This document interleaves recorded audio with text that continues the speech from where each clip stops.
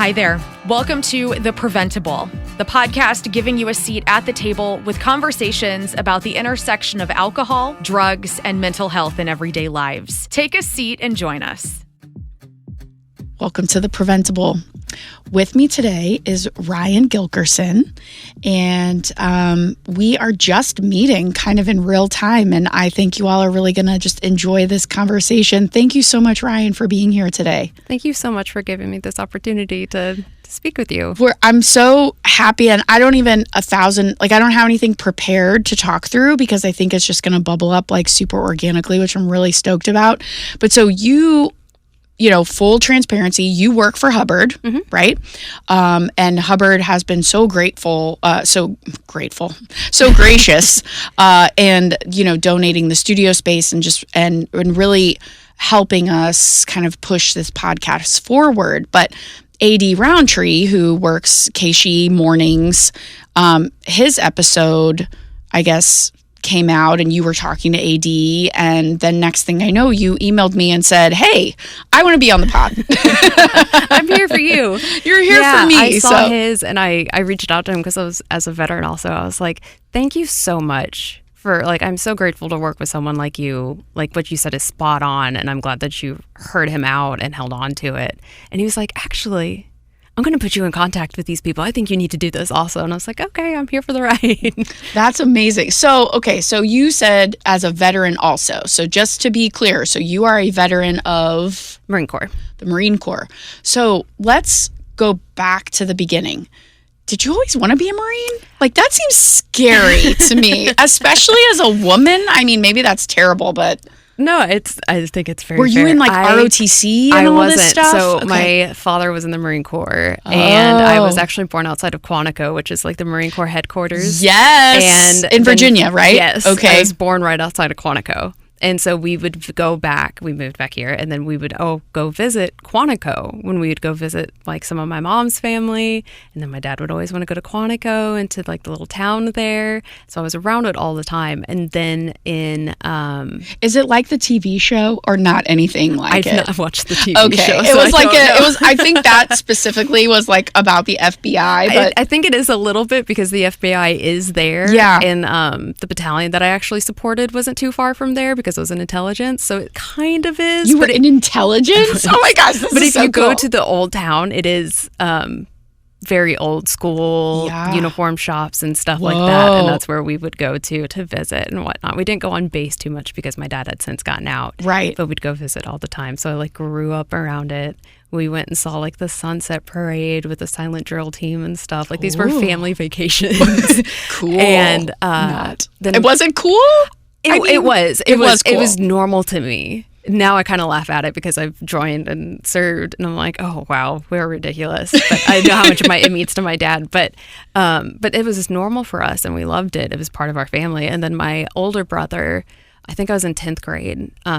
He ended up enlisting, and that was something it surprised all of us. And we're like, oh no, good for you. And he enlisted and went to the Marine Corps. And we went to his boot camp graduation. And so there's 2 boot camps for the Marine Corps. There's one in San Diego and one in Parris Island, South Carolina, split down the Mississippi River, depending on which side you are. And this, at least at this time, it's different. It's all integrated now. Okay. But before it was males on either side of the Mississippi River went to that respected boot camp. All the women go to Parris Island. Oh. So since my brother enlisted in Virginia, he went to Parris Island. And so we drove out to his boot camp graduation, and he had a sister company that was graduating at the same time. And I'm watching all of these women, and I was like, I said something to my dad. I was like, I could do this. And he's like, that's all. My dad does not play when it comes to the Marine Corps. That is very much something to be earned. He's like, well, then do it. And I was like, oh, okay, well, I'm in 10th grade. We'll come back to that. Right. Let's circle back, Dad. And then I saw, we went to a band, a military band performance that night. And whenever they play the military hymns, you stand up for your branch. Mm-hmm. And the Marine Corps played, and my dad stood up, and I knew then that someday I wanted to stand up next to my dad when it played. And then an older woman, a couple rows in front of me, stood up, and I was like, I want to be a part of that sisterhood. And so kind of after that, I was sold on it. I didn't do anything for a couple of years, and then towards the end of my senior year, I was like, no, this is what I want to do, and dove head in. So this has nothing to do with Prevent+Ed. I'm just curious. Is recruiting as intense as I've heard it is? Like, meaning like that they come out to your school and they really like, once they know that you're serious, they're on it, and they're sort of with you every step of the way to make sure that happens. Yes. I had I was seeing my recruiter weekly until I left.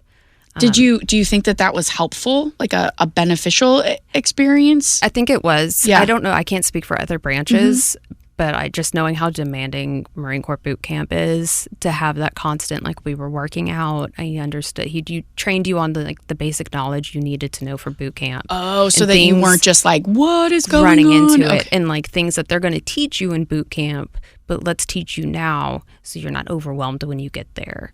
And so it was a lot of things like that. It was actually very helpful. But they still come to the schools. At my school, actually, it's required to take the ASVAB.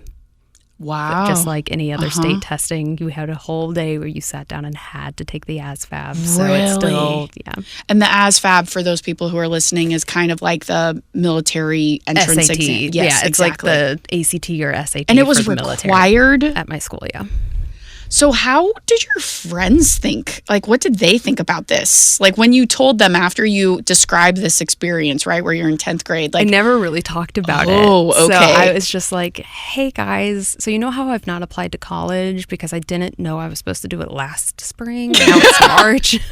They're like, oh, we just thought you wanted to take a gap year. And like I was going to college like as in my senior year also, so it's like, oh, we just thought you were going to go finish out like your associates at Mac and at the community college and then figure it out. And I was like, well, that was kind of my backup plan. I was like, but I enlisted in the Marine Corps because I went to the recruiter, and then like on a Tuesday, and then that Thursday was going to MEPS. I dove right in, and it was very mixed. Some of my friends who knew me very well were like, that makes sense. Yeah. My cheerleading coach looked at me. She goes, that makes sense. And I was like, oh, okay. You're the last person I expected to say that, but okay. You're like, thank you, question mark? Yeah, I was like, I'm going to take that as a compliment and run with it. And then, but then some of my friends were like, are you sure about this? Are you really sure about this? And I was like, I will regret it for the rest of my life if I don't do it. So we're doing it now. Huh. So you get to boot camp, and did all of the sessions with the recruiter like prepare you, or was there still a moment of what the hell am I doing? Oh, there's still a moment of what the hell am I doing? That's inevitable. I can't even imagine. Like, I'm trying to wrap my brain around it. So you don't have a phone or anything. It's very like you don't have a phone the whole time. I left my phone with my parents. And this was like, help me time frame. I left October 2011 for boot camp. For boot camp. Camp. I left October 16th. Okay, so you go there, you got no phone. They put you you get on your flights. I had also never flown before, so I'm figuring out flights to boot camp. Okay. we were on this little plane, and there was a storm. You're like, oh my God, this is La Bamba, what's happening? But then they put you on a bus and make you put your head down. And I'd already been out to Paris Island, so I knew it was isolated. And they drive around to disorient you, and it's dark, and they pull up to the depot. Oh my God. Okay. And it's mind games from the get-go. Right. And you pull up to the depot, and a drill instructor gets on the bus, and it's go. On. Wow. Go. And it doesn't stop for 3 months. Wow. Okay. And so, because this is where you're at, there are other women there too. Yes. At the time that I went through boot camp, it was strictly separated. So I had a women-filled company, and in my platoon there was 80 women, and then we had a sister platoon that was also 80 women. That was our company. So, and then it was just 4th Battalion, all women, and we were completely separate except for a couple classes with the men. Was there ever a moment during boot camp where you said, what the hell am I doing? Like, is it too late to pull out, like to back out? I think that more than the recruiter, knowing my dad and the lessons he taught me, I had more of like a focus and like, this is just their job. There's a reason behind everything they're doing. none of this is personal, and just keeping that level-headed mindset. Like, I was very fortunate in that aspect, but definitely that first week, everyone is having that moment of, what in the world have I decided upon? You don't sleep for the first 3 days. You're running around getting gear and uniforms and doing everything. So it's really like that first, before you start training, where you have more time to think and you're sleep deprived, and it's that first jolt of, you're here now, buddy. And like, that's really where I think everyone's just like, what have I done? And there's no getting out of it. And I feel, though, like the bonds, at least this is what I've heard, the bonds that you make there are pretty intense and carry. And I would imagine it's different even with women than men, right? So could you talk a little bit about that? You know, the drill instructors are there to train you and everything. And the women that I had leading me and teaching me, they made it very clear to us and important to us, this is the only time you're going to be around all your sisters like this, to be around this many sisters. When you guys go out to the fleet, there's going to be at most maybe 8 of you to a unit. Like, you're not going to have your sisters the way you have your sisters right now, and you need to value that. And so we really did all bond. We didn't take the time for granted, I think. And even people that I haven't talked to in years. Like, there was a girl that I finished the Crucible, which is our last big hike and event where you become a Marine. Well, that sounds intense. They're very good at naming things. But it's the very last thing. And, I did this in January, so it was cold as can be, and you're just to have a sleeping bag. And we had the same watch shift and then sleep shift. Because it was so cold, we bundled together. And we're going to finish this. In 24 hours, we're going to be back in the barracks and we're going to be Marines. And we have that moment. And her and I are still Facebook friends and every once in a while talk. And I know that if I ever needed anything or if she ever needed anything, we'd be there for each other. And we may not keep up on every life event, but I remember that moment and how special it was, and would still do anything for her should she ever need it. So it's a very different type of bond. Like, you don't need all the upkeep. Right. It's the only way I know how to put it. No, I get it. You have it. It's there. It's solid. It's my kind of friendship. You don't Same. need the upkeep. Especially, moving so much, absolutely. Yeah. It's like, if I need people that are going to be there for me, good or bad, and I will do the same for you, I might not be able to be there for every birthday and anniversary and whatnot. Yeah, and that has to be okay. Right. Yeah. And that's the kind of bond you have with those people, for sure. So you leave boot camp, and then you go to more stationed, or you go to more training. Okay. If you're not in infantry, you go to combat training for a month. And you were in combat training? Yes. That's the thing about being the Marines is, everyone's ready. Every Marine is a rifleman. And that's their saying. You're like a badass. Thank you. You're welcome. I've learned not to brush that off. Thank you. Yes, and embrace it. You are welcome. So you go, if you're not in infantry, then you do a shorter version of combat training. So it's a month long. Okay. And then you go to a schoolhouse to learn your job in the Marine Corps. So that's when I went to school for intelligence. So did you pick that? Were you like, I want to do intelligence? I did. So at the time, did you ever hear about the Lioness program? I don't think so. It was the women that they started integrating with infantrymen while they were deployed to respect customs. If they needed to search women, they started. It was the Lioness program. They started integrating these women with infantrymen so they could search women and interact with Native women and such.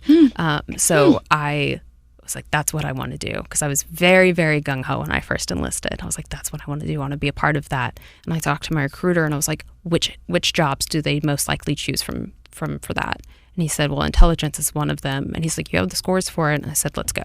Because also I was like, okay, I can get choose for that. And my dad was an infantryman. And the only thing he harped on me about was to do a job you can do when you get out. Right, that makes sense. Even if it's something you want to do for a career. My dad was injured, so he got to get out sooner. He's like, if this is something you do for a career, that's great. But if you have to get out against your wishes, like life happens, do a job you can do on the outside. That makes sense. And so it's like, intelligence, here we go. And so off I went. So off you go. And so I would assume that mental health in the boot camp, being isolated from family, and even though you have the sisterhood you're describing, but then going to another new place, and it's pretty intense.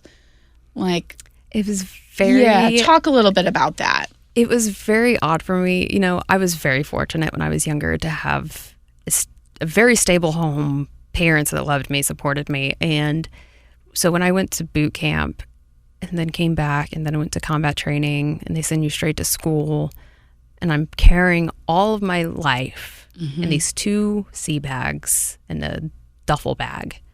And then I live in Florida for a bit for school. And then I'm going to visit home before I go off to my station. And I realized at that point, that was when it really hit me. I was like, I don't have a home right now. My entire life is in these 2 bags. I don't have a place to call home. And it really was something I was not used to or accustomed to in any way. And I'm very close to my family. So getting used to not seeing my mom every day, not seeing my younger brother's, you know, accomplishments in school and being there for band performances.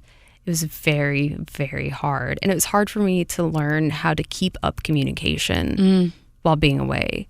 I would go days or weeks without talking to my family when I had such a close relationship with them because I just didn't know how to maintain it and live the life the Marine Corps needed for me at the time. So it was very, very hard to learn how to navigate those things while I'm also trying to learn how to navigate the military. Right. And it took a lot of time and practice for me to find that balance.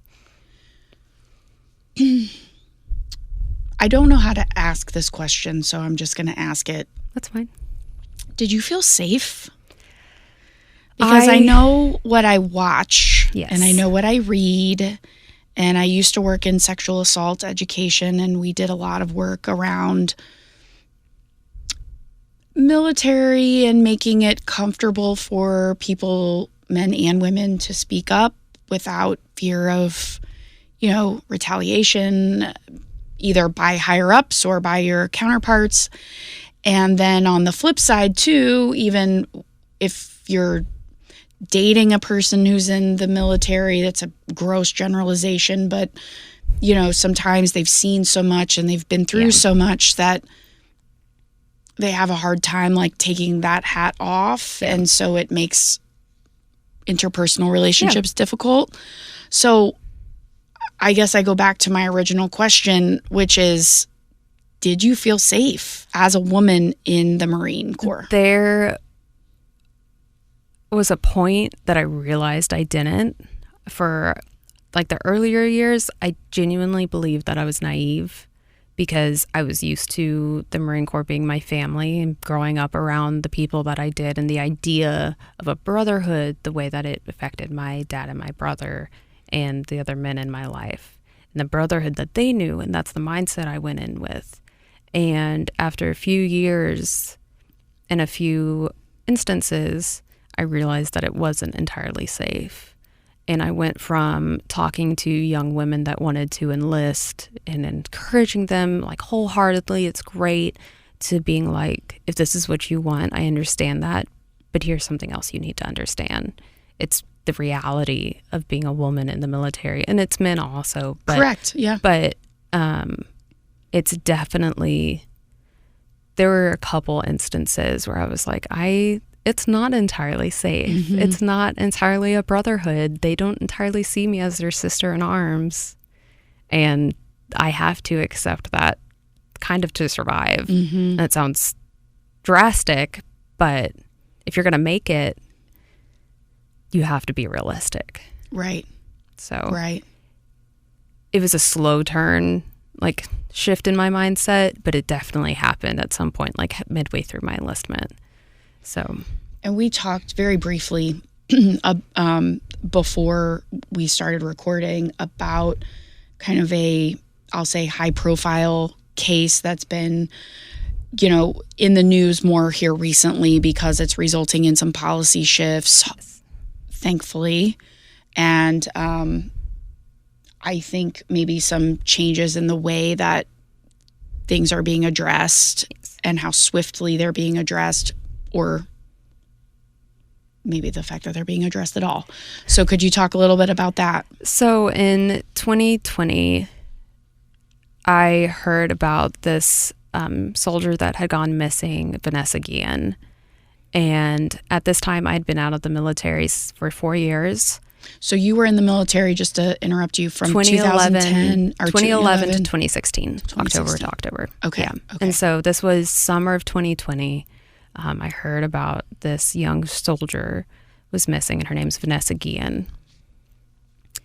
And as more details of the case came out, it was apparent that she had reported a fellow soldier for sexual harassment in different incidences.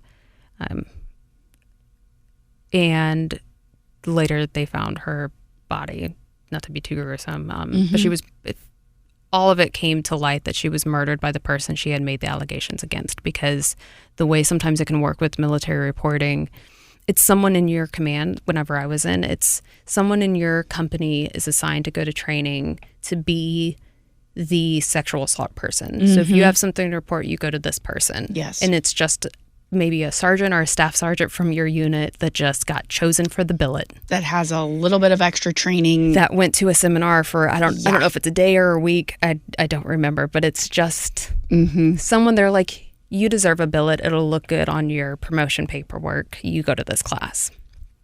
And so I don't know exactly how it transpired with Vanessa Gan's incident, but the person that she had made the allegations against ultimately, and we have like the trials happen and everything, killed her because of it. And then he ended up killing himself before he could be brought to justice.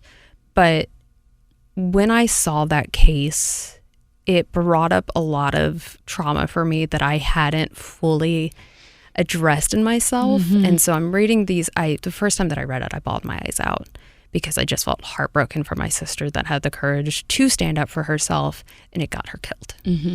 And I realized I was having a lot of these emotions and like these reactions, and I was like, I don't fully understand it. And I reflected on some things that had happened to me while I was in the military and had to start validating them for myself as this may not look like X, Y, and Z or so-and-so story, but it's still valid trauma. And it's your story. Right. And I was always like, well, it wasn't as bad as this, or it wasn't as bad as what happened to someone else, so I should be thankful. But after hearing her story and the courage that she had to share, like she was trying to seek out justice, I was like, I owe that to myself and owe that to sisters like that to take care of myself and to tell my story. And so I started to seek out therapy. And the first therapist I talked to, I've talked to a couple now, the first therapist I talked to, when she sat me down, she goes, okay, so have you ever experienced MST, military sexual trauma? First question out the gate. Wow. It's really out the gate. Wading in my husband appropriately. My husband at the same time was seeking out therapy because he was also a Marine, and he deployed and stuff. So we were both like, let's work on these things together. Yeah, okay, we've got some stuff. We have some things to work on. Trauma maybe to work on. That's exactly kind of, we were like, ooh. And so he was kind of, I was like, did you get asked this? And he's like, no, not at all. And just to be clear, he has MST also, and they never asked him about it. So you can kind of see the discrepancies on both sides. But that was the first thing she asked me, and had a stack of paperwork for me concerning it. And I was like, how is this? You have a woman come in for therapy through the VA and you're ready for it. but we're doing nothing else proactively while they're in the service to protect them.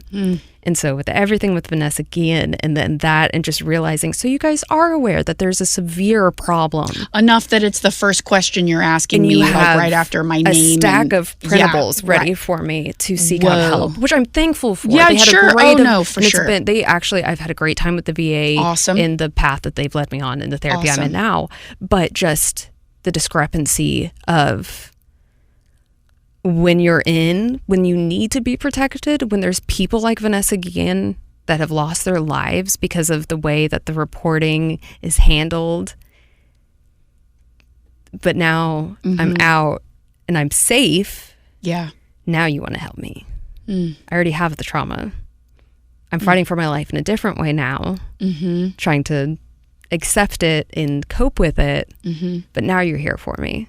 And so some of the policy changes that have come with the Vanessa Gan case that I believe are promising, and I hope the conversation continues, is that there's a third party you report to now. Which is amazing. And also part of it, so not only did they have that person that was like the sexual harassment, assault person you reported to, when you go on trial, I guess the way to put it, in the military, it's your command and their command that's handling it. Like on A Few Good Men, right? Yes. Like to where you're like, wait, this is weird that these are the people that are asking me these questions. Like it's weird. Right. Yeah. And it's, they're a really good Marine. This is going to ruin their career. It's the epitome of that sometimes. Not all the time. Sure. But that's why women don't want to come forward. That's why you don't see justice. You don't see things handled appropriately in the military. And that's why offenders are allowed to stay in. And if you're a man who has experienced MST, then you're laughed at. Correct. And they're like, yeah, right. Okay. Right. Yeah. Sure. Yes. And so, and then also if you report any type of assault or anything and they find them guilty, instead of, in severe cases, I'm sure they do push some people out of the military, but a lot of times the offenders do stay in, found guilty or not. And then you have an option as the victim. There's a time window with it. I don't remember the details because it's been a few years. You have the option to leave your command and be reassigned somewhere else. So you just went through this traumatic event, spoke up for yourself, probably re-traumatized yourself having to speak out against it. Now you can move your entire life because of this to another unit. Can't promise where it's going to be. Or you can stay here with your abuser.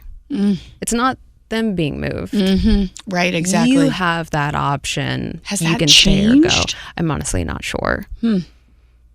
But that was, so I think that's a lot of what's being looked into with the changes that are coming from Vanessa Gan and her story. You have that third party reporting, and now it's supposed to be a third party doing the investigation and everything else of the sort. So I think that they're moving in that direction, because that's also why a lot of people wouldn't report. Oh, absolutely. What's the point of dragging out my trauma? Right. So that I have to move. Right. And my reputation is you scarred this great Marine's record, and you're just, the rest of your career is hell. So, we've had people from sexual assault organizations on here, like Safe Connections and the Missouri Coalition Against Domestic Abuse and Sexual Violence, I think is the name of it. And, we've talked a lot about the relationship between sexual assault and substance use, right? And you're shaking your head, yeah. And it's not an excuse, but oftentimes it's given as an excuse that, we were both under the influence. There, consent, she said yes, and then she said no, and then, whatever. And then, but really what it comes down to is power. And I can imagine that intimate partner violence in the military has a whole extra weird, nuanced layer of power because of the very nature of the profession, right? Yes. And I have dated in the past people who are in the military, and it's not been for me. I'll just say that it's not for me because I'm a pretty strong personality, and it doesn't. Totally fair. It's not for me. So I'm wondering if you could speak to kind of that intersection of substance use, power, intimate partner violence, and like how you've seen that. And of course you're speaking for you. Yes. Right? Yeah. 1000%. And I'm yes. I mean, very directly, I was in a relationship early on into my career that I should not have been in. He was a higher rank than me. And he regularly abused alcohol and but here's the thing, at that time and in the military, you don't see it as abusing. It's correct. Very normal, average use. It's a release. That's part of the yes. And I want to clarify that, but you're because not supposed to, right? No, they give trainings on what's appropriate drinking right. and whatnot, but it's so socially acceptable there, and it's just the norm. We're Marines. We're known for drinking and being brawlers and all this. Yeah, thing. Going hard. You are, and I mean, it's so accepted. So really, at that time, it was not a red flag of, oh, he has a drinking problem. It was so accepted and normal. It was the norm. And so I was in this, and that's where a lot of things went sideways for me. Mm-hmm. And it took me a very long time to feel like I never felt like I had the power to go to my command, and I didn't. But to just flat out leave the situation in the end, because he was still part of my command. I was like, how's this going to come back on me? Right. And all these different variables. But I saw a lot of people in power that would try to twist situations. You think it's going to be a camaraderie event, and it's going to be all these Marines getting together and stuff. And again, at this point, I'm very much seeing this is the brotherhood I joined. I heard these stories. I know what it means to be a Marine amongst Marines. And then the next couple weeks, hear these stories of how this person in power manipulated this person, but it didn't go their way. So now that person's getting burnt. And I can't, it's absolutely wild. Like whenever I like to look back on it, honestly. Mm-hmm. And like I said, personally, I was like, that trifecta was, I've landed myself right in the middle of it very early on in my career, because I was a young, vulnerable girl. I'll be honest. Yeah. And I was a young Marine that was so happy to be here. And I found this guy that I thought was in love with me. Yeah. And now that I look back on it, he saw a very young Marine, a young woman that he knew that he could manipulate and control in that way, and alcohol was an excuse for a lot of those things. Mm-hmm. And then it becomes sort of a self-fulfilling prophecy too, right? Because then you're, and I'm not saying this was what you did, but then you're sort of numbing yourself. Oh, that is 1,000% what happened. Right, with alcohol, and you're numbing yourself before a social situation because you know that's going to help you get through it. I wasn't even 21 when we started dating. Yeah. And I didn't drink before I was 21. I was a goody two-shoes up until... Because your dad was a Marine. Yes. You're not wrong. I am a daddy's girl, but... Yeah. He's still... No, he's a very loud man. Mm-hmm. No. But after I was in that relationship and things were like happening and stuff, and I learned how to cope, basically. I didn't know it at the time. And then I turned 21, and I'm dealing with a lot of unaddressed issues at this point. And I just started, I would have at least a bottle of wine a night. That was a normal, like, some people have a glass of wine with dinner and it's small. That was my glass of wine, was the entire bottle. Mm-hmm. I was stopping by the PX every single day to buy either a 6-pack of beer or a bottle of wine. And it was a joke amongst my Marines and stuff that I could drink, and that, you know, I would get up at 4:00 the next day and go run, and you could smell the rosé on me. And it was just the norm for probably about 4 years after that. Mm-hmm. And it was just, Yeah. That was the norm. That was how I learned to cope. Yeah. That was like you kind of said, you go into these social situations where I know now I understand them and what might trigger me and how best deal with them and manage them. Whereas then I was like, well, we're going to go out. Let me just pregame and then I'll have more to drink there and we'll be good. And I'll be lively and it'll be wonderful and I won't have any worries in the world. And it clearly is not sustainable. But it was, again, to look back on that, and we have substance abuse staff NCOs just like, it's a billet just like that. To see what I was doing at the rate I was doing it, the fact that nobody said anything to me until about almost 3 months until I was about to get out is absolutely wild to me. I was going so hard at such a fast pace. It was bound for destruction. Yeah. And now you looking back, you can almost see it. Like, you can see, right? Like that it picks up momentum, it starts to accelerate, and you're like, why did no one intervene? How was this so accepted? Right. But then also, like, you start to wonder, like, why did I not? But then also, how could you? I can kind of understand it from like an outsider's point. That's when I was running my fastest my like fitness tests. I was doing, and that's being 22 years old. Yeah, sure, right. Yeah, right, exactly. I was still having to get up and PT, like work out every morning. I'm still going through these things. And again, being 22, it's a whole different ball game than 32 or 42. Right now. Right. Yeah, exactly. But I was excelling at my job because I knew how to be a good Marine. And so I would sit at my desk, I'd do these things. I was coming up in my platoon. I was picking up a rank. I was getting extra classes, getting recommended for these special things, putting on promotion boards, like all this stuff. So to them, there wasn't an issue. I was doing great. I was excelling at my Marine Corps career at this time. Like this was my prime time. Sure. And this is when I was considering making it my career and everything. Like I was in for the long haul.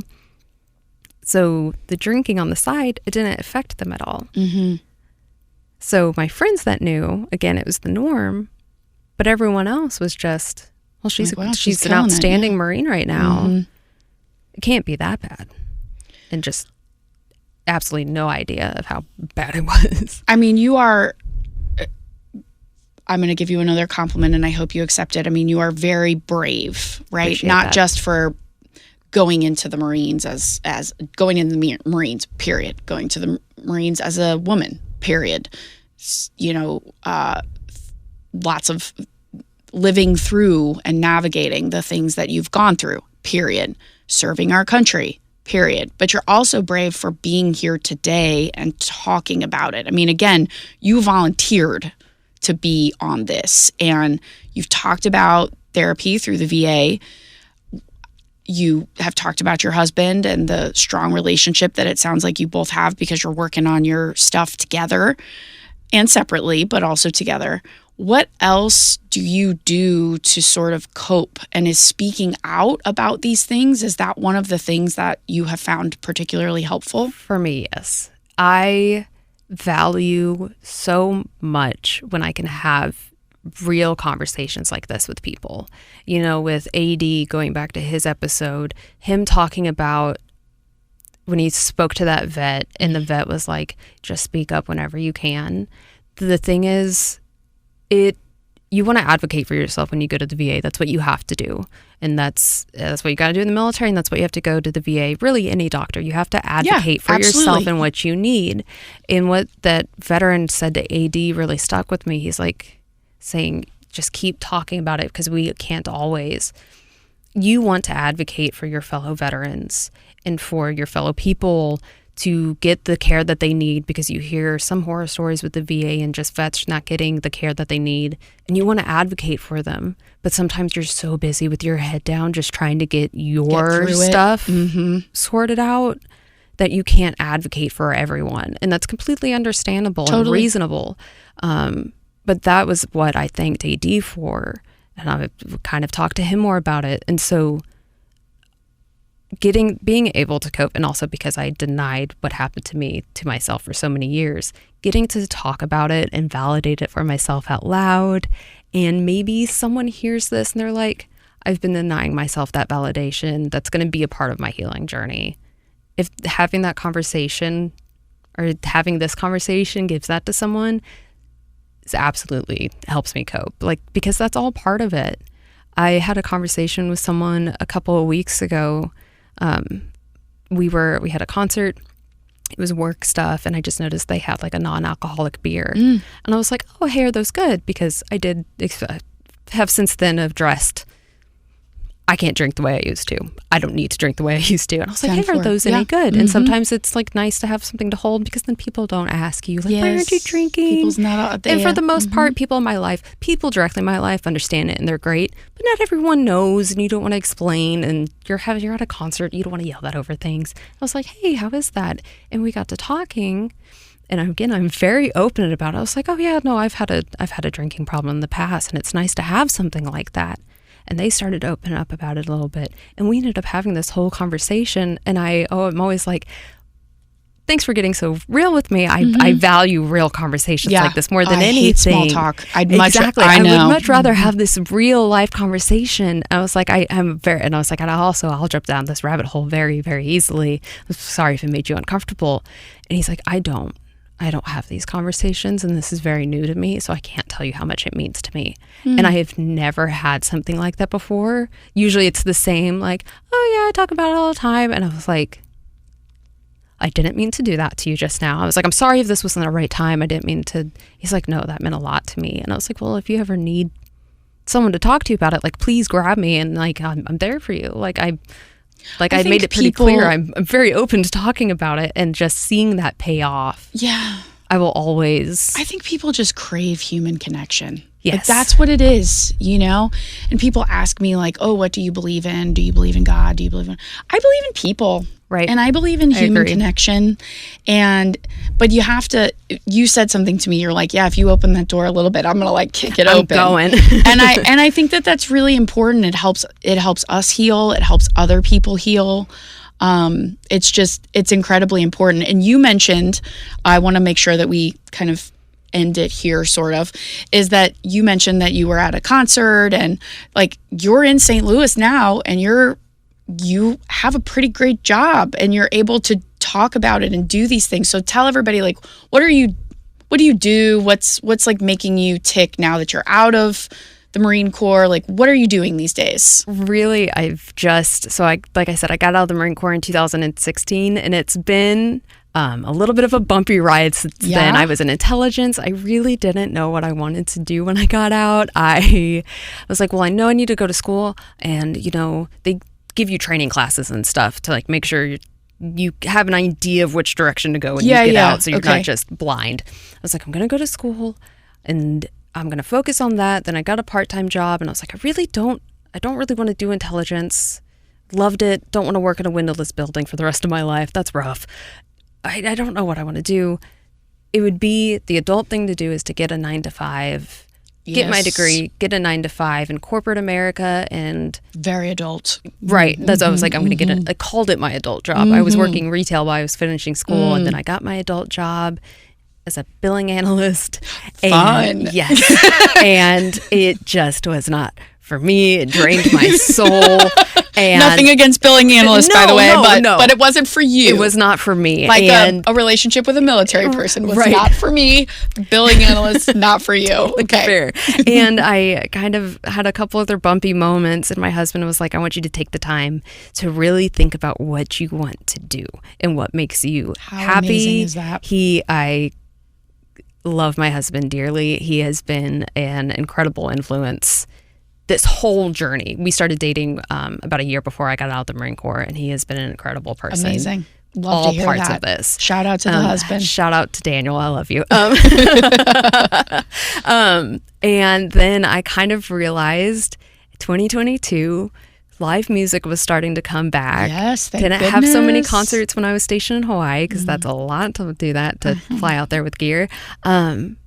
we finally moved back here. Shows are coming back. I grew up going to Point Fest and stuff. Oh, yes. Right. And I was like, that was my first concert ever. Oh my gosh, mine was NSYNC, which is very exciting. Okay, love it. Yep. But I'm like, I've always loved music. Wherever I've been, whatever genre has been the moment for me. You light up when you talk about music. Yes. Yeah. And I've always loved it. I was like, I'm going to start looking at radio stations. I applied to music venues like Live Nation here. I was like, I'll do merch manager, I'll do whatever. And I just started shooting out resumes everywhere. And then actually my now coworker here, Emily, reached out to me about a year ago and was like, hey, it's Emily with Hubbard. I'd love to interview for a street team. And I got hired on and working for all the stations and just something different every day. Absolutely adored it. And then the position I'm in now came available and I jumped right on it. And you never know what's going to happen. Never. Earlier this summer, I got to work with Point Fest, even though I work for KSHE in the Arch. I got to work with them, and Liv Maddox, who's on air here also, she knew that I loved one of the bands she was interviewing and brought me into the interview. No way. And helped me build the interview. And then a couple months later, Brett Michaels was here. What? And he brings veterans on stage. Yes, during his concert. Does a ton with vets. Yes. And so I got my dad tickets to the concert, and me and my dad got to go on stage with him, and we have pictures from it. Stop it. Going back to like wanting to stand with my dad during the anthem. Oh my gosh. And he was like a kid. He was like a kid backstage beforehand taking pictures and stuff. So it's been a journey. And I want to say that to maybe any veterans listening, because that's something I struggled with also outside of everything else. We get this like picture perfect idea of what it means to transition. They tell you success stories to like kind of hype you up, which I understand. Yeah. Of these people that go on to own small businesses and become CEOs at these 9-to-5s and like just succeed because we're Marines and that's what we do, right? That's what you do. Yeah. Well, I almost failed out of college and got fired twice before I found this place that I am genuinely happy and have found what my life is meant to be after the Marine Corps. And that's okay. And I don't think that they tell military members transitioning enough. Like, it's not always going to look that pretty and perfect. Yeah, it's not always going to be a straight line. Nope. It was rough. Like I said, almost failed college.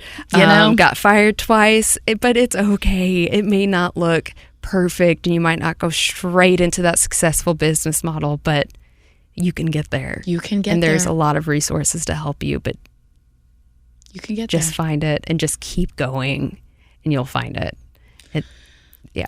I could talk to you all day, but I think we're going to end it there because good. This has just been, I used the word brave earlier. I just really am so thankful that you reached out, and I'm grateful for your courage. I think that I know I've learned a lot, but I think a lot of other people are going to be learning a lot about life in the military, but also what happens outside of it.